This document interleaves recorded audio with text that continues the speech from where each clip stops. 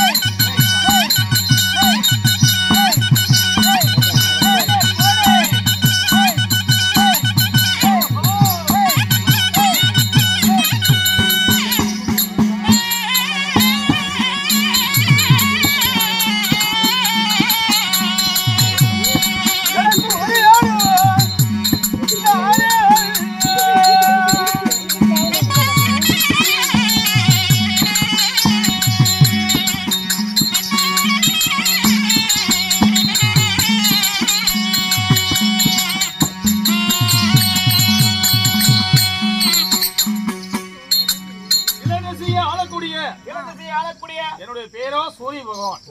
சூரிய பகவான். சரி சாமி. அப்படி சூரிய பகவான் இருந்தாலும் என்னை ஈண்டெடுத்த தாய் தந்தை யார் தெரியுமா? யாருங்க சாமி? தெரியுமா? எனக்கு என்ன சாமி தெரியும்? தெரியாது. சொன்னாதான் தெரியும். ஆமா. அதாவது எனக்காக வேண்டி என் வேடத்தை பாராட்டி என்ன என்னுடைய சொந்த பந்தங்கள் தாய் தந்தை யார் தெரியுமா?